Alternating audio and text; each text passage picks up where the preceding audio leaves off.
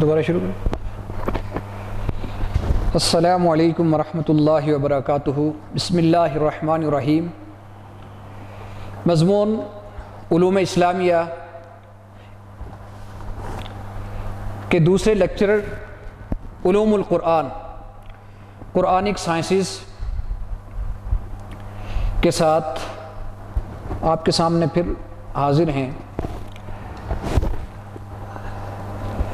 عزیز طلباء، قرآن and it sciences, قرآن اور علوم قرآن، یہ ایک مستقل مضمون ہے جس کی آگے بہت سی برانچز ہیں۔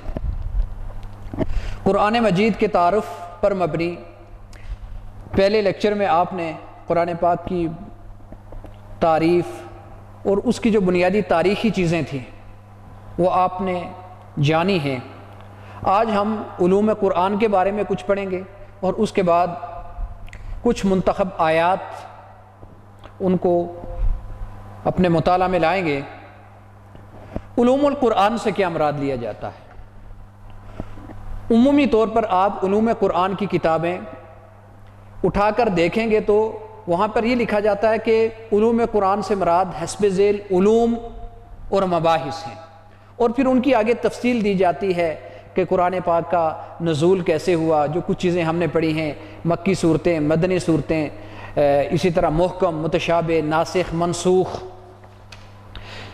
اور اس طرح اسباب نزول، یہ چیزیں ان سے مراد لی جاتی ہیں، غرائب القرآن وغیرہ وغیرہ۔ لیکن اگر ان کو کنکلوڈ کیا جائے، اس کی تعریف کو، علوم قرآن کی تعریف کو عموماً اس انداز میں بیان کیا جاتا ہے، لیکن آپ سب اس بات سے بخوبی آگاہ ہیں کہ تعریف کے اندر ڈیٹیل نہیں دی جاتی۔ اس لیے بہتر یہ ہے کہ ہم علوم قرآن کی تعریف یوں کریں کہ علوم قرآن سے مراد، علوم القرآن سے مراد وہ علوم اور مباحث ہیں جو قرآن فہمی میں معاون ہے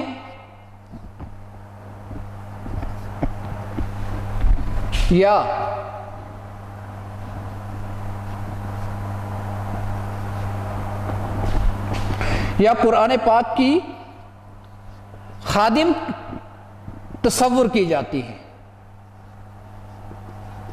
یعنی یہ دو چیزیں ہیں۔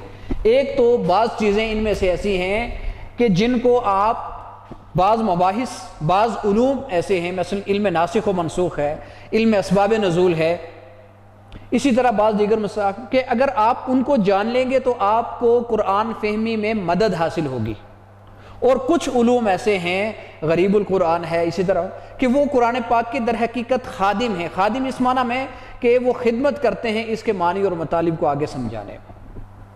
تو یہ دو طرح کے مباحث، دو طرح کے علوم ہم علوم القرآن کے تحت پڑھتے ہیں۔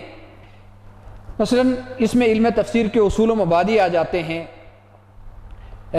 قرآن پاک کے نزول، مکی مدنی صورتیں، شان نزول، ناسخ و منسوخ، محکم متشابہ، اس کے مختلف قراتوں کا بیان آ جاتا ہے، حفاظت قرآن آ جاتی ہے، اور بھی بہت سی اس طرح کے ہیں۔ اگر آپ ان کی تفاصیل دیکھنا چاہیں تو بے شمار کتابیں ہیں، ان میں سے دو کتابیں بڑی مشہور ہیں، ایک الاتقان علامہ جلال الدین سیوطی کی، اور دوسری البرہان علامہ زرکشی کی۔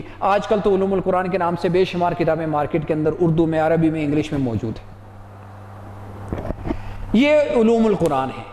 ان میں سے چند ایک جو اہم ہیں ان کا تعارف آپ کے سامنے کرا دیتے ہیں۔ ایک ہے اسباب نزول یا سبب نزول، یہ اس کی آگے علوم القرآن کی برانچز میں سے ایک ہے۔ اس سے کیا مراد لیا جاتا ہے؟ شان نزول بھی کہتے ہیں ہم، اسباب نزول، شان نزول۔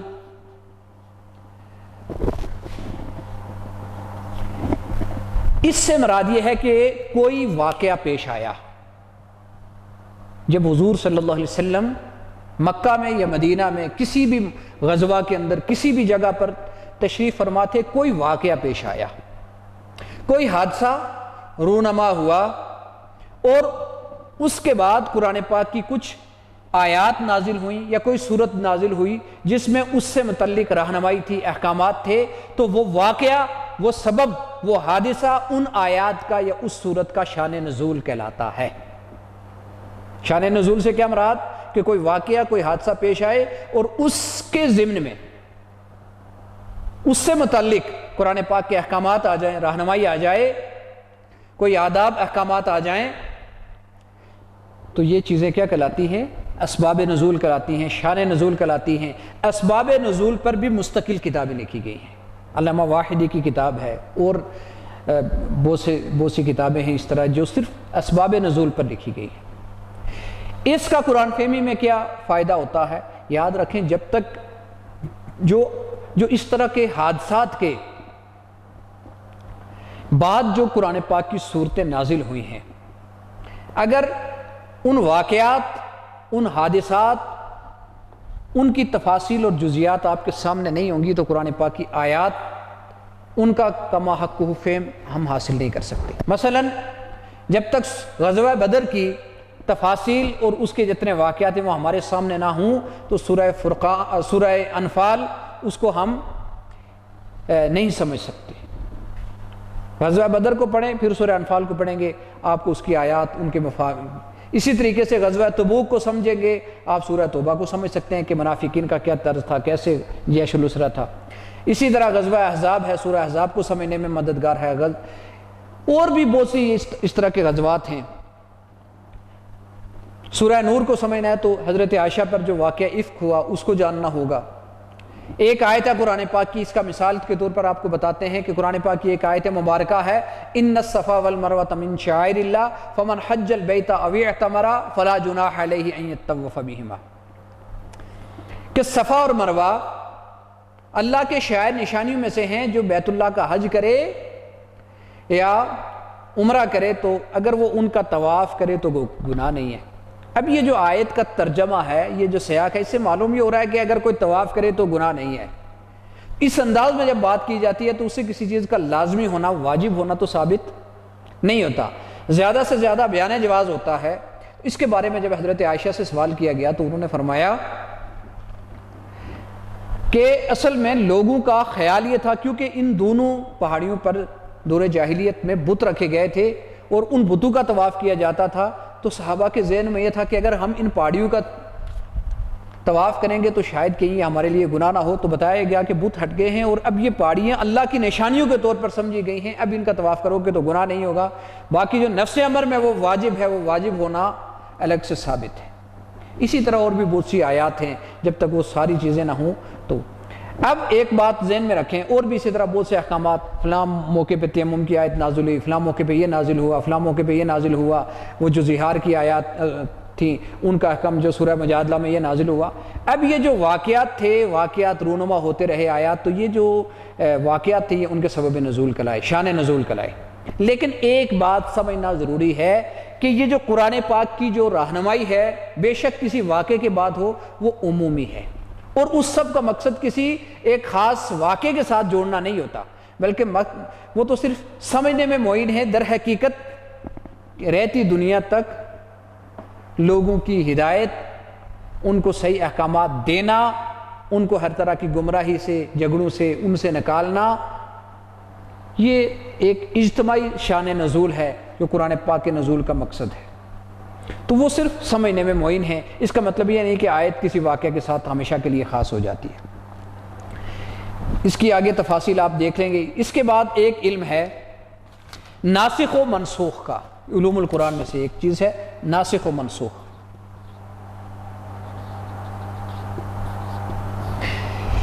دیکھیں، منسوخ تو اردو میں عام استعمال ہوتا ہے لفظ، جی فلاں چیز منسوخ ہو گئی، چھٹیاں منسوخ ہو گئیں، جی فلاں تقریب منسوخ ہو گئی، یہ منسوخ ہو گیا، وہ اس کو ہم سمجھتے ہیں کینسل ہو جانا کسی چیز کا۔ یہ دونوں لفظ دیکھیں، فاعل مفعول، ناسخ منسوخ، یہ دونوں نکلے نسخ سے۔ نسخ ینسخ ما ننسخ من آیت او ننسئها نأتی بخیر منها او مثلها۔ تو اب یہ نسخ کہتے ہیں ازالت الشیء کو، کسی چیز کو زائل کر دینے کو۔ نسخت الشمس الظل، سورج نے، دھوپ نے آ کے سائے کو ختم کر دیا۔ اب نسخ کہتے ہیں ایک چیز کا آ کر دوسری چیز کو زائل کر دینے کو. اس کی اصطلاحی تعریف کیا ہے؟ ایک حکم شرعی کو دوسرے حکم شرعی کے ساتھ تبدیل کر دینا نسخ کہلاتا ہے. اب یہ قرآن پاک کی بہت سی آیات منسوخ ہیں اور بعض جو ان کی جگہ آئیں جنہوں نے آ کے ان کو منسوخ کیا وہ ناسخ کہلاتی ہے. یہ بڑا تفصیلی علم ہے. ایک تو بات آپ ذہن میں رکھیں کہ نسخ صرف احکام میں ہوتا ہے. ذرا قصص کے اندر تو نسخ نہیں ہو سکتا، واقعات کے اندر، صرف احکام کے اندر. تو یہ نسخ کی ایک بڑی حکمت یہ ہے کہ دیکھیں سوسائٹی میں ایک طرح کے حالات تھے، بعد میں ویسے حالات نہیں رہے، تو ایسی تو اب دوسرا نرم حکم آ گیا. پہلے سخت حکم تھا، بعد میں حالات ویسے نہیں رہے، نرم حکم آ گیا. یا پہلے لوگ اس طرف آمادہ نہیں تھے، تدریج کے اصول کے مطابق پہلے نرم حکم دیا گیا، آہستہ آہستہ لوگ عادی ہو گئے، تھوڑا اور سخت حکم آ گیا. یہ دونوں حکمت کے تقاضے ہیں. تو یہ جو شخص معاشرے کے اندر رہتا ہے اور وہ حکیم ہے، وہ سمجھ سکتا ہے کہ نسخ سوسائٹی کے لیے ایک لازمی امر ہے. دیکھیں نا، جب حالات فسادات بڑھ جاتے ہیں قانون سخت ہو جاتا ہے، جب حالات معمول کے اوپر آ جاتے ہیں قانون کے اندر بھی نرمی آ جائے کرتی ہے. یہی صورت ہے. اب قرآن پاک کی بعض آیات کے منسوخ ہونے کا یہ مطلب نہیں ہے کہ وہ کبھی بھی ان کے اندر کوئی رہنمائی موجود نہیں ہے یا ان کے اندر کوئی کجی تھی تو وہ بہتری آئی. ایسی بات نہیں ہے، ایسی بات نہیں ہے. بلکہ جو قرآن پاک کی ایسی آیات ہیں، ممکن ہے کسی دنیا کے کسی ملک میں کبھی کسی گوشے میں ایسے حالات پھر پیدا ہو جائیں اور ان کے اوپر عمل کرنا پڑ جائے. جیسے مریض کو کبھی سخت دوا دی جاتی ہے، کبھی اس کو نرم دوا دی جاتی ہے، کبھی کہا جاتا ہے یہ غذا استعمال کریں، کبھی کہا جاتا ہے فلاں استعمال نہ کریں. یہ اس کی مثال یہی ہے. تفصیلی بحث ہے اس کے اندر، لیکن اس کا صرف یہاں پر آپ کے سامنے تعارف مقصود ہے. جیسے دیکھیں نا کہ پہلے وصیت جو ہے وہ قرآن پاک میں آتا تھا کہ جو کوئی مال چھوڑ کے مرے تو اس کے لیے وصیت ہے. لیکن جب وراثت کی تفصیل آ گئی خود قرآن پاک کے اندر، اس کے بعد وصیت کی ضرورت نہ رہی. اس کے بعد جو ہے وہ لیکن اب بھی ثلث کے اندر وصیت کر سکتے ہیں. اسی طریقے سے اگر کسی کے ماں باپ ہیں وہ مشرک ہیں تو آپ کو پتہ ہے کہ مشرک تو ایک دوسرے کے وارث نہیں بنتے، یا کوئی اور اس طرح کی کوئی بات ہے تو ایسی صورت میں وصیت کی ضرورت پیش آ سکتی ہے. بہرحال یہ ناسخ و منسوخ. متقدمین اور متاخرین کے درمیان اس ناسخ و منسوخ کے بارے میں بڑا اختلاف رہا ہے. کچھ نے 500 آیات کو منسوخ کرا دیا، لیکن ان کے یہاں اصل میں نسخ کا مفہوم بڑا وسیع تھا. آیت عام تھی خاص کر دی گئی، خاص تھی عام کر دی گئی، مقید کو مطلق کر دیا گیا، مطلق کو مقید کر دیا گیا. اس سب کو وہ نسخ کے اندر شمار کرتے تھے. علامہ جلال الدین سیوطی نے 20 آیات کو، جبکہ امام شاہ اللہ کہتے ہیں کہ صرف 5 آیات ایسی ہیں جو منسوخ ہیں. مثلا ایک وہ وصیت والی آیت، دوسری وہ جو آیت جس کے اندر یہ بتایا گیا تھا کہ اگر تم میں سے 20 جو ہے وہ صبر کرنے والے ہوں تو 200 پر غالب آ جائیں گے. جو آیت کا ترجمہ وہیں منکم 20 صابرون یغلبوا 200. تو بعد میں ایک قرآن پاک کی اسی آیت کے اندر آ گیا نا، اس کے اگلی آیت کے اندر کہ الانا خفف اللہ عنکم وعلم ان فیکم ضعفا. اب تمہارے پر تخفیف کر دی گئی، اللہ نے جان لیا کہ تمہارے اندر کمزوری آ گئی ہے. فَإِن يَكُن مِّنكُم 100 صَابِرَةٌ يَغْلِبُوا. اب جو ریشو 20 اور 1000 کی 2000 کی تھی، پہلے جو 20 کی اور 200 کی تھی، اب وہ بتائی گئی کہ اگر تم میں سے 100 ہوں گے تو وہ 200 پر غالب آ جائیں گے. اسی طرح ایک آیت ہے جس میں کہا گیا نا کہ اذا ناجیتم الرسول فقدموا بین یدی نجواکم صدقہ. لوگ آتے تھے نا حضور کا وقت ضائع کروانے کے لیے منافق، فرمایا جب حضور سے مشورہ کرو تو پہلے صدقہ دو اور پھر مشورہ کرو. لیکن غریب بیچارے بعض ایسے مخلص صحابہ بھی تھے کہ جو فی الواقع رہنمائی لینا چاہتے تھے. منافق تو وقت برباد کروانے کے لیے آتے تھے ویسے ہی، لیکن ان کے لیے مشکل پیش آ گئی تو فرمایا کہ فَإِن لَمْ تَفْعَلُوا فَتَابَ اللَّهُ عَلَيْكُمْ أَشْفَقْتُمْ أَن تُقَدِّمُوا بَيْنَ يَدَيْ نَجْوَاكُمْ صَدَقَاتٍ. تم ڈر گئے، فرمایا کہ اللہ نے معاف کر دیا. اسی طرح آپ کو پتہ ہے کہ زنا کی سزا پہلے کوئی مرد ہو عورت ہو وہ ایسا تو اس کے لیے بتایا گیا تھا کہ واللاتی یاتین الفاحشۃ من نسائکم فاستشہدوا علیہن 4 منکم. 4 لوگوں کو گواہ بناؤ. فإن شہدوا فامسکوہن فی البیوت. 4 گواہ ہو جائیں تو ان کو گھروں کے اندر روکو یہاں تک کہ موت ان کو کا خاتمہ کر دے یا اللہ ان کے لیے کوئی اور راہ پیدا کر دے. اور راہ بعد میں وہ سزا کی ہو گئی شادی شدہ کے لیے اور دوسرے غیر شادی شدہ کے لیے جو 100 کوڑوں کی سزا بیان ہو گئی.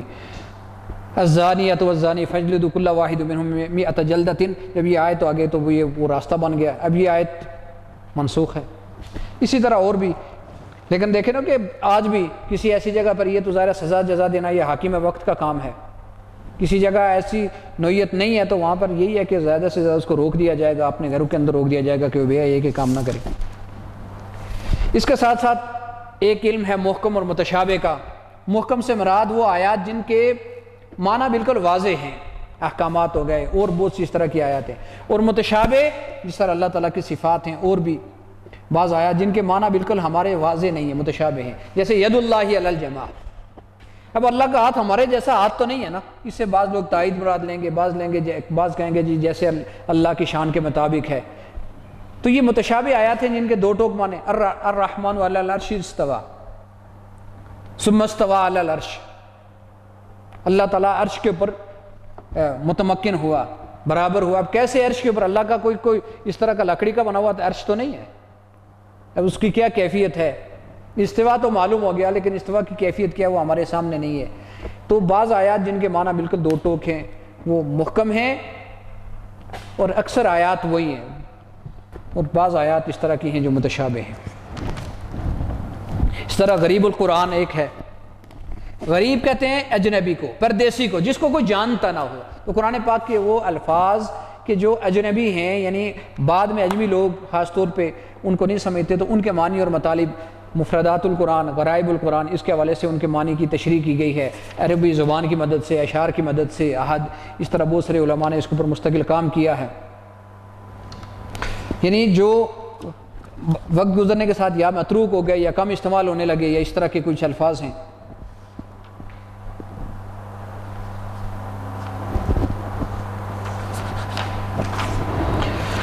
اچھا، حروف مقطعات، آپ کو پتہ حروف مقطعات قرآن پاک کی 29 صورتوں کے شروع میں کچھ حروف ایسے ہیں جو لکھے تو یکجا جاتے ہیں، پڑھے پڑھے الگ الگ جاتے ہیں۔ قرآن پاک کی 29 صورتوں کے الف لام میم ہا میم عین سین کاف، کاف ہا یا عین صاد نون قاف وغیرہ وغیرہ، اس طرح کی بہت سی صورتوں کے شروع میں اس طرح کے حروف ہیں، حروف مقطعات کہلاتے ہیں۔ حروف مقطعات کیوں کہتے ہیں ان کو؟ کیونکہ یہ الگ الگ پڑھے جاتے ہیں، قطع کر کر کے پڑھے جاتے ہیں، ٹھیک؟ تو ان کے حقیقی معنی تک رسائی نہیں ہے، باقی لوگوں نے کوشش کی ہے کچھ اپنے طور پر ان کا معنی بیان کرنے کی، لیکن جس طرح کسی لفظ کا صحیح معنی بیان کیا جاتا ہے، اس طرح ان کا حتمی معنی تو بیان نہیں کیا جاتا۔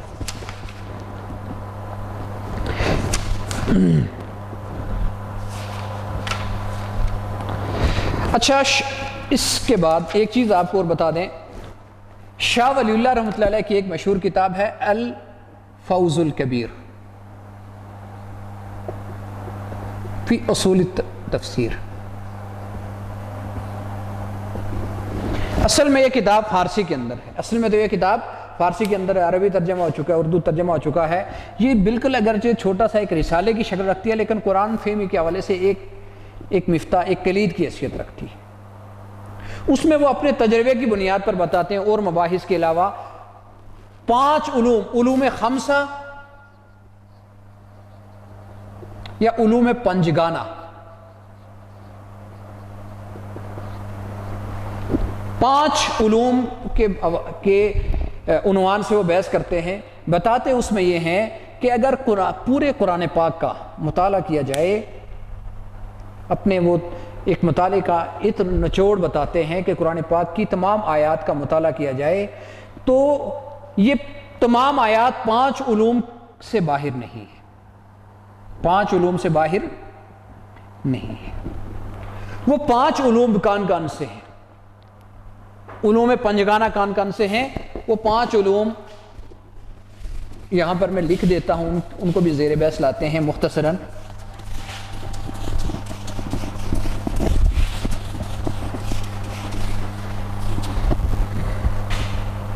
سب سے پہلے ہے علم مخاصمہ، علم المخاصمہ یا علم مخاصمہ۔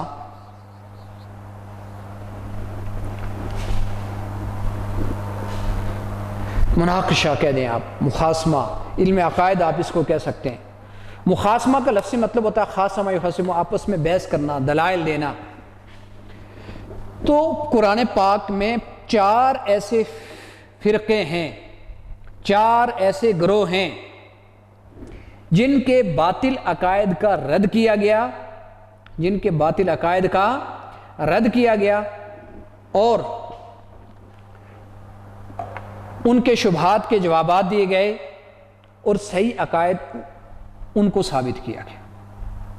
علم مخاصمہ کا بڑا فائدہ یہ ہوتا ہے نا کہ جو باطل گروہ ہوتے ہیں، باطل اس طرح کے لوگ ہوتے ہیں، ان کی جو فاسد نظریات ہیں، غلط نظریات ہیں، ان کا رد کر کے تو ان کے سامنے حق کو ثابت کر دیا جاتا ہے۔ اب 4 گروہ تھے جن کے ساتھ یہ مخاصمہ ہوا۔ ایک مشرکین، ان کی گمراہیاں اپنی تھی، شرک کرتے تھے، شرک کے آگے اور تفاصیل تھی، ان کی تشبیہ تھی اور اس طرح کی باطل سفارش کا عقیدہ تھا، بڑے بڑے امور اللہ کے سپرد کرتے، باقی جو دنیاوی امور وہ تھے، اور اس طرح کی ان کی جو بہت سی گمراہیاں تھیں آخرت کے حوالے سے، رسالت کے حوالے سے۔ یہ تمام تر ان کے جو باطل عقائد تھے توحید کے حوالے سے، جو ان کے شبہات تھے، آخرت کے حوالے سے جو ان کے شبہات تھے کہ کھوکھری ہڈیوں کو کون زندہ کرے گا، تو آپ قرآن پاک کی بہت سی آیات دیکھیں گے کہ مشرکین کے باطل عقائد کا رد ہے، توحید کا اثبات ہے، آخرت کا اثبات ہے، عقیدہ رسالت کا اثبات ہے۔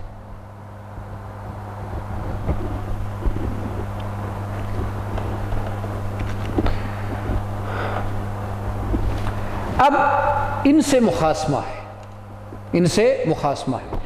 دوسرا گروہ ہے یہودیوں کا، اہل کتاب تھے یہودی، بنی اسرائیل انہی کو کہتے ہیں۔ چلیں مختصر صاحب کے سامنے بہت ہی اختصار کے ساتھ ایک نقشہ بنا لیتے ہیں جس سے آپ کو یہود کی تاریخ کا سمجھ آئے گا۔ دیکھیں حضرت ابراہیم علیہ السلام ایک جلیل القدر ہستی ہیں، امام الناس ہیں، ان کی 2 بیویاں تھیں، حضرت سارہ پہلی، حضرت حاجرہ دوسری۔ حضرت حاجرہ کے وطن سے پہلے حضرت اسماعیل علیہ السلام پیدا ہوئے۔ حضرت سارہ کے وطن سے حضرت اسحاق علیہ السلام پیدا ہوئے۔ حضرت اسماعیل کی آگے اولاد میں سے ہوتے ہوتے محمد رسول اللہ، ایک ہی پیغمبر ہے محمد رسول اللہ صلی اللہ علیہ وسلم۔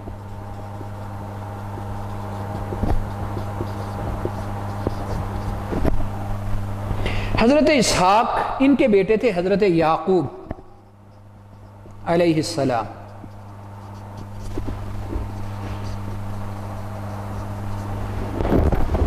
حضرت یعقوب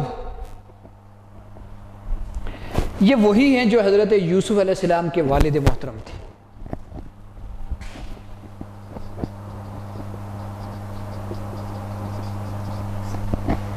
ام کنتم شہداء اذ حضر یعقوب الموت اذ قال لبنیہ ما تعبدون من بعدی قالوا نعبد الہک و الہ آبائک ابراہیم و اسماعیل و اسحاق الہا واحد ونحن لہ مسلمون۔ یہ یعقوب اور ان کے بیٹوں کا ذکر۔ یعقوب علیہ السلام کا جو لقب تھا، یعقوب علیہ السلام کا لقب وہ اسرائیل تھا۔ مختلف باتیں بیان کی جاتی ہیں کہ اسرائیل کا مطلب کیا ہے۔ مشہور اور بھی اقوال میں ایل اللہ کو کہتے ہیں اسرائیل، اسرائیل کا مطلب اللہ کا بندہ، اسرائیل لفظ کا مطلب اللہ کا بندہ، یہ ان کا لقب تھا۔ اب ان کے جو بیٹے تھے وہ کیا کہلائے، دیکھیں میں نے آپ کو کہا تھا نا ابن کی جمع بنون آ گئی اور حالت نسبی اور جری میں بنین آ گئی۔ اب بنین کی اضافت جب اسرائیل کی طرف کی جاتی ہے، یاد رکھیں اضافت کے وقت یہ جو نون ہے یہ گر جایا جاتا ہے۔ بنو اسرائیل اور بنی اسرائیل دونوں لفظ قرآن پاک میں استعمال ہوتے ہیں۔ حالت رفعی ہوگی تو بنو اسرائیل ہوگا، حالت نسبی جری ہوگا تو بنی اسرائیل ہوگا۔ اب بنی اسرائیل کا مطلب کیا ہوا، اولاد یعقوب، یعقوب علیہ السلام کے بیٹے، اسرائیل کے بیٹے۔ اس لیے آپ اگر پرانے ترجمے دیکھیں گے تو اے اولاد یعقوب اس میں ترجمہ کیا گیا ہے بنی اسرائیل کا۔ اب حضرت یعقوب علیہ السلام ان کے 12 بیٹے تھے۔ مشہور حضرت یوسف علیہ السلام کے 11 بھائی تھے۔ انی رأیت احد عشر کوکبا وش، جی انہوں نے کہا تھا نا میں نے دیکھا کہ جی والشمس والقمر رأیتم لی ساجدین، سورج چاند اور 11 ستاروں کو میں نے سجدہ کرتے ہوئے دیکھا۔ حضرت تو یہ وہی 11 بھائی تھے، 12 میں حضرت یوسف تھے۔ اب یہ سارے جتنے ہیں، یہ جتنے آگے ان کے 12 بیٹے تھے، ان کا خاندان، یہ سارے بنی اسرائیل کہلاتے ہیں۔ سارے کیا کہلاتے تھے؟ بنی اسرائیل کہلاتے تھے۔ ان میں سے بڑا چونکہ یہودا یا یہوذا تھا، اس کی نسبت سے یہ یہودی بھی کہلاتے تھے، یہ یہودی بھی کہلاتے تھے۔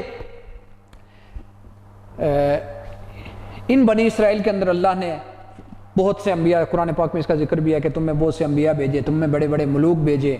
اللہ تعالیٰ نے توحید کے ساتھ ان کو خاص کیا تھا، ان پر بڑے انعام کیے، فضیلت والی قوم تھی، سرکشیاں کرتی رہی۔ ان میں جلیل القدر پیغمبر حضرت موسیٰ گزرے، انہوں نے ان کو آزادی دلائی، تورات ان کی کتاب تھی وغیرہ وغیرہ، لیکن اس میں بھی تعریف کرتے تھے، حق کو چھپاتے تھے۔ ان کی جو تعریف تھی کتمان حق تھا، اور اپنے آپ کو دوسروں سے فائق سمجھنا، جنت کا حقدار صرف اپنے آپ کو سمجھتے تھے۔ جگہ جگہ قرآن پاک میں ان کی تاریخ بیان کی گئی، ان کے غلط رویوں کی نشاندہی کی گئی، اور ان کے باطل عقائد کا رد کیا گیا۔ باطل گمان جو زوم تھے ان کے، ان کا رد کیا گیا۔ یہودی دوسرے ہوتے، تیسرے عیسائی تھے۔ آپ کو پتہ ہے کہ حضرت انہی بنی اسرائیل میں سے آگے پھر چل کے حضرت عیسیٰ علیہ السلام پیغمبر تھے۔ ان میں جب جو دین کی اصل روح تھی وہ ختم ہو گئی، تو حضرت عیسیٰ علیہ السلام نے محض جو ان کے اندر صرف ایک جفا کا عنصر رہ گیا، پھر حضرت عیسیٰ علیہ السلام آئے، اصل تورات کی تعلیمات کو بھی زندہ کیا، ان پر انجیل جو نازل ہوئی۔ آپ دیکھتے ہوں گے کہ عموماً دیکھا یہ جاتا ہے کہ عیسائیوں کے ہاں آپ کو بہت نرمی اور وہ چیزیں ملتی ہیں۔ یہ کیا وجہ ہے؟ بنیادی طور پر حضرت عیسیٰ علیہ السلام نے آ کے تو یہود میں جو محض ایک خوش قانون کو امپلیمنٹ کرنا اور جو اصل روح انسانیت دوستی کی ہے وہ ان کے اندر جو ختم ہو گئی تھی، ان چیزوں کو دوبارہ کر کے ایک لایا گیا، دوبارہ توازن پیدا کرنے کی کوشش کی گئی۔ اس لیے آپ کو ان کے یہاں یہ چیزیں نظر آئیں گی۔ بہرحال حضرت عیسیٰ علیہ السلام، عیسائیوں کے اندر پھر جو باطل عقائد پیدا ہو گئے ان کے بعد جب وہ دنیا سے گئے کہ حضرت عیسیٰ کو زندہ اٹھایا گیا آسمان کی طرف، ان کو شک پڑ گیا ہے جی کہ وہ ان کو سولی لٹکا دیا گیا۔ بڑی تاریخ میں لڑائیاں ہوئیں، عیسائیوں نے یہودیوں کو بہت مارا کہ تم نے جی حضرت عیسیٰ کو کیوں تم نے قتل کیا تھا، بڑی ان کے درمیان بھی لڑائی۔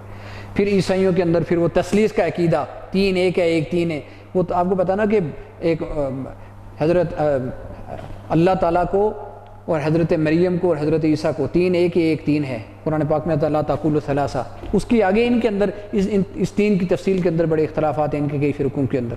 بہرحال قرآن پاک نے ایک جامع بات کہی کہ یہ اس تثلیث کے عقیدے سے بچ جاؤ، اس سے رک جاؤ، یہ تمہارے لیے بہتر ہے۔ ان کے اندر تثلیث کا عقیدہ تھا، اس کا تھا، اور اس کے اندر جو ان کی اور فکری گمراہیاں تھیں، حضرت عیسیٰ کو اللہ کا بیٹا قرار دیتے تھے۔ ان سب کا جواب سورہ مائدہ میں، سورہ آل عمران میں، ان صورتوں کے اندر آپ کو اس کا جواب ملتا ہے۔ تو یہ تیسرا۔ چوتھا منافقین کا گروہ تھا۔ منافق آپ کو پتہ ہے دو طرح کے ہوتے ہیں، ایک اعتقادی منافق، ایک مجازی عملی منافق۔ اعتقادی منافق وہ سرے سے مومن ہوتا نہیں، وہ فی الدرک الاسفل من النار، صرف اس لیے کہ مسلمانوں کو نقصان پہنچائے۔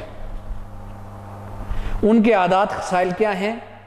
قرآن پاک کے اندر آتا ہے سورہ منافقون میں، اذا جاءک المنافقون قالوا نشهد انک لرسول اللہ، منافق آ کے کہتے ہیں ہم گواہی دیتے ہیں آپ اللہ کے رسول ہیں۔ اب دل سے تو نہیں دیتے نا۔ اللہ نے فرمایا واللہ یعلم انک لرسولہ، اللہ جانتا ہے کہ آپ اس کے رسول ہیں، واللہ یشہد ان المنافقین لکاذبون، اللہ گواہی دیتا ہے منافق جھوٹے ہیں، یہ دل سے نہیں بات کہتے۔ اس کے بعد آگے ان کی علامت، آگے ایک آدھ آیت بعد چل کے فرمایا وَإِذَا رَأَيْتَهُمْ تُعْجِبُكَ أَجْسَامُهُمْ، اتنے خوبصورت ایسے سماٹ ہیں کہ دیکھیں تو ان کے جسم بڑے خوبصورت ہیں، دیکھنے میں بڑے خوبصورت ہیں۔ وَإِن يَقُولُوا تَسْمَعْ لِقَوْلِهِمْ، تقریریں ایسی کرتے ہیں، باتیں ایسی کرتے ہیں کہ باتیں کرے تو آپ سنتے رہ جائیں، لیکن عمل کے لحاظ سے جیسے فرمایا کانہم خشب مسندہ، کام آنے کے نہیں ہیں، سوکھی لکڑیاں جیسے پڑی ہوئی ہیں ایسے ان کے۔ سورہ بقرہ میں آتا ہے ان کے حوالے سے کہ فرمایا ان کی بہت سی نشانیاں ہیں، وَمِنَ النَّاسِ مَن يَقُولُ آمَنَّا بِاللَّهِ وَبِالْيَوْمِ الْآخِرِ وَمَا هُم بِمُؤْمِنِينَ، یہ دھوکہ دیتے ہیں، یخادعون اللہ الذین آمنوا، اہل ایمان کو بیوقوف سمجھتے ہیں، ان کو ہر گروہ کی مخبری کرتے ہیں، یہ ان کی ساری نشانیاں ہیں۔ سورہ محمد کے اندر، اسی طرح سورہ توبہ کے اندر، سورہ فتح کے اندر، سورہ احزاب کے اندر بہت سی قرآن پاک کی صورتیں جن کے اندر منافقین کے عادات، خصائل، کردار اس کو بیان کیا گیا ہے۔ یہ خطرناک گروہ ہوتا ہے۔ باقی جو عملی منافق ہوتے ہیں وہ مومن تو ہوتے ہیں لیکن مال خرچ کرنے میں یا رسوم و رواج کی پابندی ان کے اوپر ایسی ہوتی ہے کہ وہ بعض اوقات ان کے اوپر جو ہے وہ خاندانی تعصب غالب آ جاتا ہے، تو یہ بھی ایک نفاق کی ایک قسم ہے۔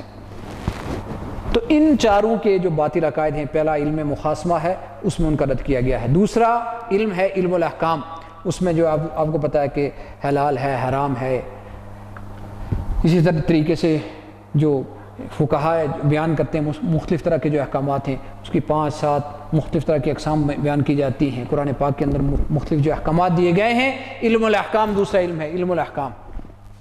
علم مخاصمہ کے بعد دوسرا علم ہے علم احکام ہے، یہ فقہاء بیان کرتے ہیں۔ یاد رکھیں، یہ جو علم مخاصمہ ہے اس کو بیان کرتے ہیں متکلمین، جو عقائد اور فلسفے کے ماہر لوگ ہیں وہ بیان کرتے ہیں۔ علم الاحکام ہے جس میں نماز ہے، روزہ ہے، عبادات جتنی بھی ہیں ان کے احکامات ہیں، معاشرت کے ہیں، معیشت کے ہیں، اسی طرح سزا جزا کے ہیں، یہ جتنی چیزیں ہیں علم الاحکام وہ قرآن پاک کے اندر علم الاحکام دوسرا ہے۔ اس کو فقہاء بیان کرتے ہیں، محدثین انہی کے معاون ہوتے ہیں، وہ بیان کرتے ہیں۔ علم المخاصمہ کو متکلمین بیان کرتے ہیں، علم الکلام سے متعلق۔ تیسرا علم ہے، 3 تذکیرات ہیں، ایک ہے تذکیر بآلاء اللہ، تذکیر بآلاء اللہ۔ تذکیر بآلاء اللہ سے مراد کیا ہے؟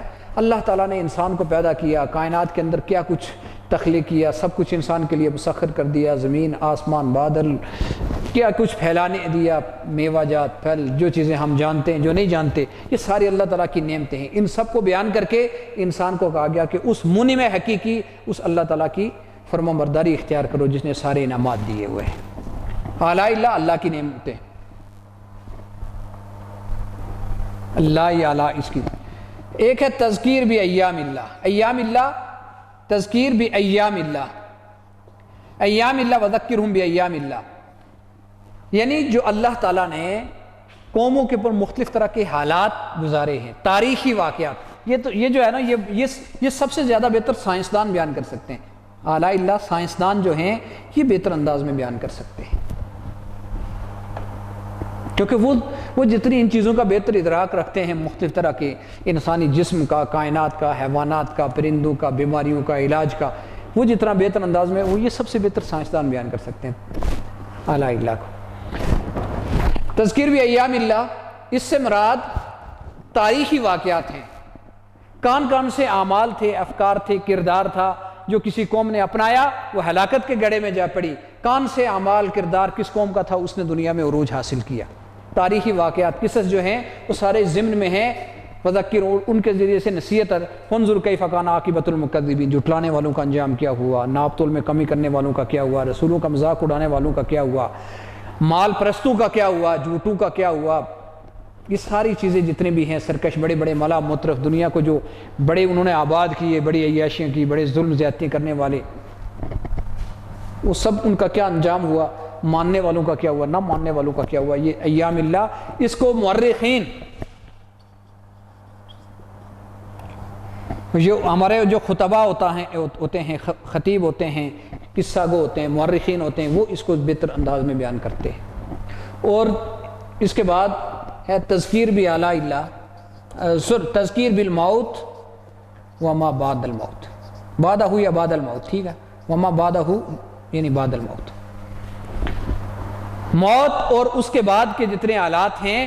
آپ کو پتہ ہے کہ انسان کی کیسے روح قبض، جی کلا اذا بلغت التراقی وقیل من راق، ٹھیک ہے، فلولا ان کنتم غیر مدینین ترجونہا ان کنتم صادقین، جو موت کے واقعات ہیں، موت کے بعد کے جتنے حالات ہیں، کیسے مجرموں کو گھسیٹا جائے گا، قیامت کیسے واقع ہوگی، اس کے جتنے واقعات ہیں، حالات ہیں، ان سب کے ذریعے سے انسان کو بتایا گیا ہے۔ آخرت میں جواب دہی کا انسان کے اندر احساس پیدا کیا گیا ہے کہ دنیا میں جو جتنا برا عمل کرے گا اس کو حساب دینا پڑے گا، اچھا عمل کرے گا اس کا اجر و ثواب ملے گا۔ یہ ایک نصیحت ہے جس کو تذکیر بالموت وما بعد الموت، یہ بھی آپ کو پتہ ہے جو ہمارے واعظین ہوتے ہیں، واعظ و نصیحت کرنے والے ہوتے ہیں، داعین ہوتے ہیں، دعوت دینے والے، وہ ان چیزوں کو زیادہ استعمال کرتے ہیں۔ مصلحین ہوتے ہیں، وہ اس کو استعمال کرتے ہیں، کردار اخلاق کو سنوارنے والے، موت اور وما بعد الموت، وہ اگرچہ یہ چیزیں ایک دوسرے میں تداخل بھی ہوتا ہے کہ وہ ان چیزوں کو بھی استعمال کرتے ہیں، لیکن یہ زیادہ تر یہ ان کو بہتر انداز میں بیان کر سکتے ہیں کہ دیکھیں دنیا سے کیسے جانا ہے، کیسے کائنات کی بساط لپیٹ دی جائے گی۔ سورہ واقعہ کو دیکھیں، سورہ حج کو دیکھیں، اسی طریقے سے سورہ الحاقۃ ملحاقہ کو دیکھیں، اور بہت ساری قرآن پاک کی صورتیں ہیں جن میں قیامت کے احوال کو بیان کیا گیا ہے۔ تو یہ کچھ علوم ہیں جن کو ہم علوم القرآن کہتے ہیں، اور بھی بہت سارے اس طرح علوم ہیں۔ یہ اسباب اب قرآن پاک کی جو بھی آیات ہیں، قرآن پاک کی جو بھی آیات ہیں وہ ان علوم کے ساتھ تعلق رکھتی ہوں گی۔ یعنی جو بھی آیت آپ دیکھیں، یا تو علم مخاصمہ ہوگا، اس میں کسی بھی گروہ کے کسی باطل عقیدے کا رد ہوگا اور اس کے مقابلے میں صحیح عقیدے کا اس بات ہوگا، یا احکام بیان کیے جائیں گے، یا اللہ کی نعمتوں کا بیان ہوگا، اور یا تاریخی واقعات ہوں گے، یا موت اور اس کے بعد کے جتنے حالات ہیں ان کے ساتھ نصیحت ہوگی۔ اب یہ ایسا نہیں ہے چیپٹر وائز نہیں ہے۔ قرآن پاک یاد رکھیں ایک بات کہ قرآن پاک نہ سائنس کی کتاب ہے کہ جس میں سائنسی باریکیاں بیان کی جائیں، فزکس کیمسٹری بایولوجی کی تعریفیں باریک باتیں نہیں بیان کی جاتی، سائنس کی کتاب نہیں ہے۔ قرآن پاک نہ تو محض قصوں کی کہانی کی کتاب ہے کہ اس کے اندر محض پورے قصے، آپ اس لیے دیکھتے ہوں کہ تھوڑا سا قصہ بیان کیا جاتا ہے، پھر اس میں سے جو اخلاقی احکام کے لحاظ سے جو حکمت کا پہلو ہوتا ہے، جو اصل مقصد ہوتا ہے، اس کی طرف قرآن پاک آ جاتا ہے۔ پورے قصے نہیں بیان کیے گئے، کیوں کہ قصے کی طرف ذہن چلا جائے گا، اصل جو رہنمائی مقصد ہے، اصل جو ایک تنبیہ مقصد ہے، وہ ایک طرف رہ جاتا ہے۔ اس لیے ایک ہی قصے کو تھوڑا تھوڑا کر کے شاید قرآن پاک میں 20 جگہ بیان کیا جائے، 6 جگہ بیان کیا جائے، 2 جگہ 3 جگہ بیان کیا جائے گا۔ تو یہ ساری چیزیں برابر ہیں۔ احکام کے بیان کے اندر ہی عقائد کو بیان کیا گیا، احکام کے بیان کے اندر ہی تذکیر بالموت وما بعد الموت ہے، انہی کے اندر ایام اللہ ہے، انہی کے ساتھ ساتھ، یعنی یہ سارے ایک دوسرے کے ساتھ ملے جلے ہیں۔ بہت سارے لوگ یہ سمجھتے ہیں جی کہ سائنسی حقائق کو سمجھ، قرآن پاک سائنسی قرآن پاک کا بنیادی مقصد جمی نوع انسانی کی رہنمائی ہے، ان کو اللہ کی طرف، اللہ کے دین کی طرف لانا ہے۔ لہٰذا جس کو ہر مخاطب سمجھ سکے ان چیزوں کو، نہ تو گہرے بڑے بڑے جو فلسفے ہیں ان فلاسفر کا انداز بھی اس میں نہیں اپنایا گیا، جو قانون کی بہت اس طرح کی جو موش گافی ہوتی ہیں وہ انداز بھی نہیں اپنایا گیا، نہ وہ، کیونکہ بڑے سے بڑے انسان سے لے کے چھوٹے سے چھوٹا انسان جب اس سے غور کرے تو ہدایت پا سکے، رہنمائی پا سکے، اپنے کردار کی اصلاح کر سکے، اللہ کے ساتھ اپنا تعلق بنا سکے۔ یہ اس کتاب کے نزول کا بنیادی مقصد ہے۔ تمام علوم کا مقصد اس کو سمجھنا اور پھر اللہ تعالیٰ سے تعلق بنانا، اور پھر اپنے اعمال، اخلاق، آداب، ان چیزوں کی اصلاح کرنا ہے۔ یہ قرآن پاک کے نزول کا مقصد ہے۔ علوم قرآن کے اندر اور بھی بہت ساری ابحاث ہیں، جس میں مکی صورتیں کون سی ہیں، مدنی صورتیں کون سی ہیں، حضری کون سی ہیں، سفری کون سی ہیں، اور بہت ساری اس طرح کی ذیل میں بحثیں آ جاتی ہیں۔ اس کے پڑھنے کے آداب کون کون سے ہیں، تفسیر کیا کیا ہیں، تفسیر کے آداب کیا ہیں، یہ چیزیں بھی آ جاتی ہیں۔ تفسیر کا بھی آپ کے سامنے تعارف بتا دیتے ہیں مختصراً۔ تفسیر کا لغوی معنی ہوتا ہے کھولنا، بیان کرنا۔ تفسیر، فسر یفسر تفسیر، جس طرح شکل یشکل تشکیل، باب تفعیل ہے نا، فہم یفہم تفہیم، تفہیم سمجھانا، تشکیل شکل دینا، تہذیب منظم، تنظیم منظم کرنا۔ تفسیر کا مطلب التفسیر فی اللغت ینبغی الکشف والبیان، دو چیزیں ہوتی ہیں، کشف اور بیان، کھولنا، بیان کرنا، واضح کر دینا۔ کہا جاتا ہے اسفرت المرأۃ عن وجہہا، عورت نے اپنا نقاب الٹ لیا، کسی چیز کو کھول دینا، بیان کر دینا، واضح کر دینا، یہ تفسیر کہلاتا ہے۔ اب تفسیر کی اصطلاحی تعریف کیا کی جاتی ہے؟ ہوا بیان و معنی کلام اللہ تعالی، اللہ تعالیٰ کا جو کلام ہے اس کے معنی کو بیان کرنا، اس کے معنی کو بیان کرنا جتنی انسان کی طاقت ہے، بقدر طاقت البشریہ، اس کی اسرار، اس کی حکمتوں کو بیان کرنا، اس کے احکام اور حکمتوں کو بیان کرنا، مشکل الفاظ سے ان کی تشریح کرنا، شان نزول کے ساتھ اس کی تشریح کرنا، سیاق و سباق سے اس کو بیان کرنا، یہ ساری چیزیں تفسیر کے اندر آ جاتی ہیں۔ تفسیر کے ساتھ ساتھ ایک اور لفظ استعمال ہوتا ہے تاویل، اس کا مطلب ہوتا ہے لوٹنا، رجوع کرنا، ٹھکانے لگا دینا، کسی چیز کو ٹھکانے لگا دینا۔ تو اس میں یہ ہوتا ہے کہ ظاہری معنی کو چھوڑ کے ایسا معنی اختیار کیا جاتا ہے کہ جس کا احتمال بھی موجود ہے، تاکہ صحیح مثال کے طور پر من کان فی ہذہ اعمی وفی الآخرۃ، جو دنیا میں اندھا ہے وہ آخرت میں بھی اندھا ہے۔ اب دنیا میں اندھے سے مراد وہ نہیں جو اس کو نظر نہیں آتا، بلکہ جو دل کا اندھا ہے، کائنات کی آیات نشانی پر غور و فکر کر کے ہدایت نہیں حاصل کرتا، وہ مراد ہے۔ آخرت میں اندھا ہونے سے مراد یہ ہے کہ وہاں پر بھی وہ نعمتوں سے محروم ہوگا۔ تو یہ تعویل ہے۔ کہا جاتا ہے محکمات کی تفسیر ہوتی ہے، اس طرح کی آیات کی تعویل ہوتی ہے۔ پھر تفسیر کی آگے کئی قسمیں، ایک تو تفسیر ہے بالمعصور، قرآن پاک کی تفسیر خود قرآن پاک کی آیات سے، احادیث سے، اقوال صحابہ سے کرنا، تفسیر بالمعصور ہے، معصور منقول۔ اور ایک ہے تفسیر بالرائے، تفسیر بالرائے اپنی رائے اور اجتہاد سے کرنا۔ اگر آپ جب قرآن پاک کی تفسیر اپنی رائے اور اجتہاد کے اندر اس انداز میں کرتے ہیں کہ آپ کے اندر وہ صلاحیت، وہ ملکہ، وہ استعداد موجود ہے کہ آپ قرآن پاک کی تفسیر کر رہے ہیں، اور پھر دین کے جو اصول ہیں، ضوابط ہیں، ان کے اندر رہتے ہیں، تو وہ محمود ہے۔ اور اگر منچائی تفسیر کر رہے ہیں تو وہ تفسیر بالرائے مذموم ہے۔ یہ کچھ بنیادی چیزیں تھیں علوم قرآن کے حوالے سے جو آپ کو مزید بتا گئی ہیں۔ انشاءاللہ اب اگلے اسباق کے اندر ہم قرآن پاک کی جو منتخب آیات ہیں ان کا معنی، مفہوم وہ بیان کریں گے۔ السلام علیکم ورحمۃ اللہ وبرکاتہ۔